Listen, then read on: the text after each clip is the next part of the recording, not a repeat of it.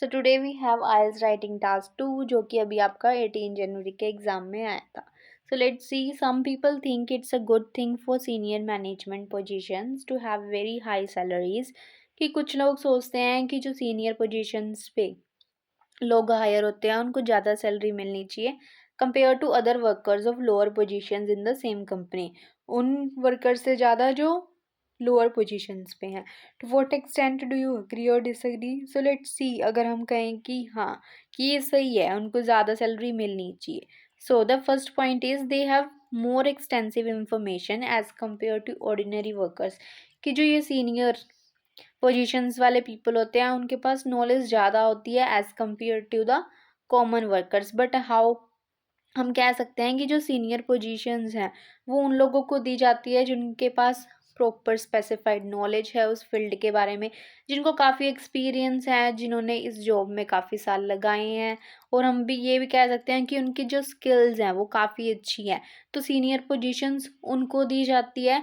Skills का मतलब जिनकी कम्युनिकेशनल स्किल्स, लीडरशिप स्किल्स, उनके अंदर डिसीजन मेकिंग की पावर बहुत अच्छी है. उनको हर फील्ड के बारे में नॉलेज है कि किस सिचुएशन को किस तरीके से टैकल करना है. सो इसलिए वो पोजीशंस उनको दी जाती है. सो अगर हम ये गैप रखते हैं तो फिर क्या होगा? इससे क्या है, जो ऑर्डिनरी वर्कर्स हैं, लोकल वर्कर्स हैं, उनको भी मोटिवेशन मिलेगी कि उनको इस लेवल पर पहुंचने के लिए उनको इतना हार्ड वर्क करना पड़ेगा. तो उसके बाद ही अगर हम सैलरी में गैप रखते हैं तो वो ज़्यादा हार्ड वर्क करेंगे. इससे बिजनेस को भी बेनिफिट होगा और जो वर्कर्स हैं उनको भी बेनिफिट होगा कि वो इस नॉलेज के बिहाफ पे, अपने एक्सपीरियंस के बिहाफ पे इन द फ्यूचर वो हाई पोजीशंस गेन कर सकते हैं. So the second point for this is they have more responsibilities. कि उनके इसलिए भी ज़्यादा सैलरी मिलनी चाहिए क्योंकि उनकी रिस्पॉन्सिबिलिटीज़ ज़्यादा होती है. अब रिस्पॉन्सिबिलिटीज़ ज़्यादा क्या होती है कि जितने भी टॉप मैनेजमेंट के मेंबर्स होते हैं उनको क्या करना होता है? सबसे पहले हर चीज़ को प्लान करना, कंट्रोल करना, वर्क को डिवाइड करना, एग्जीक्यूट करना मतलब अप्लाई करना, और डे एंड नाइट. और क्या है, वो उस प्रोजेक्ट को कंप्लीट करने के लिए जितना भी डाटा होता है, जिनसे भी डील करनी होती है, वो सब चीज़ करते हैं. चाहे वो दिन में हो या फिर रात में, उनका कोई फिक्स टाइमिंग नहीं है. They work day and night to achieve the targets. और साथ में वो सुपरवाइज भी करते हैं. जिन वर्कर्स को कुछ नहीं आता उनको ट्रेनिंग भी देते हैं.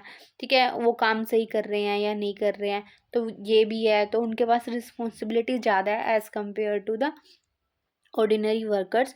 तो वो डिज़र्व करते हैं. और असल में तो यही रिस्क बियरर है. फॉर हम कह सकते हैं कि अगर कंपनी को लॉस होता है तो जो ऑर्डिनरी वर्कर्स हैं उनकी सैलरी के ऊपर कोई इफेक्ट नहीं पड़ेगा. जो भी लॉस होगा वो खुद झेलेंगे. सो इसलिए हम कह सकते हैं कि जो सीनियर पोजीशंस पे हैं लोग, उनको ज़्यादा सैलरी मिलनी चाहिए as compare to the other workers. तो अगर हम बात करें कि डिसएग्री पॉइंट्स की, अगर हम कहें कि नहीं मिलना चाहिए, तो क्यों? It creates a sense of inequality and unfairness. इससे क्या होती है कि कंपनी के अंदर इनइक्वालिटी और अनफेयरनेस क्रिएट होगी. तो क्यों? हम कह सकते हैं कि जो भी काम होगा, अगर टॉप मैनेजमेंट अपना काम कर रही है तो वर्कर्स भी तो अपना काम कर रहे हैं. हम कह सकते हैं कि कोई भी चीज़, ये दोनों चीज़ें कॉम्प्लीमेंट्री हैं. कि कॉम्प्लीमेंट्री हैं कि वर्कर्स के बिना टॉप मैनेजमेंट का कोई फ़ायदा नहीं है और टॉप मैनेजमेंट के बिना वर्कर्स. तो कॉम्प्लीमेंट्री है. वो एक प्रोजेक्ट को कंप्लीट करने के लिए अपना पूरा हार्ड वर्क लगाते हैं, वो भी डे एंड नाइट काम करते हैं. तो जितना भी प्रॉफिट्स होता है तो वो उनको वो इक्वली शेयर करना चाहिए ताकि उनके अंदर हार्मनी बनी रहे, ब्रदरहुड बना रहे. तो इसलिए तो उनकी सैलरी सेम होनी चाहिए. और अगर ऐसा नहीं होता है तो इससे क्या होगी? मिसअंडरस्टैंडिंग्स और कॉन्फ्लिक्ट्स के चांसेस बढ़ जाएंगे. So our second point is there are chances of financial crisis. तो हो सकता है कि अगर ये डिस्पैरिटी रही, अगर ये डिफरेंस रहा इनकी सैलरीज के बीच में, तो फाइनेंशियल क्राइसिस के चांसेस हो सकते हैं. क्या है कि अनफेयरनेस की वजह से जो लोग हैं वो हार्ड वर्क नहीं करेंगे, लो प्रोडक्टिविटी होगी, जो उनके प्रोडक्ट्स हैं वो अच्छी तरीके से नहीं बनेंगे, वर्कर्स अच्छी तरीके से काम नहीं करेंगे. इससे क्या होगा? अगर प्रोडक्ट्स अच्छे नहीं होंगे तो उनका उस कंपनी का मार्केट में नेम एंड फेम भी कम होगा. तो सेल्स ऑटोमेटिकली रिड्यूस हो जाएगी, प्रॉफिट भी रिड्यूस हो जाएगा.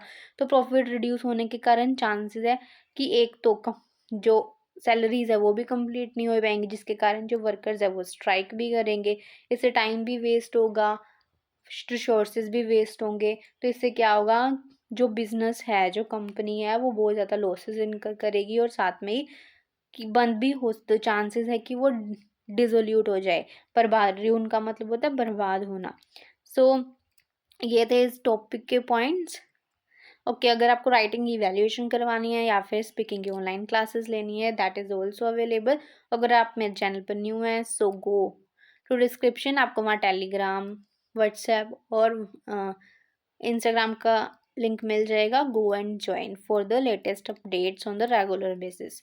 So that's the end of the video. Thank you so much for watching. Don't forget to like, share and subscribe.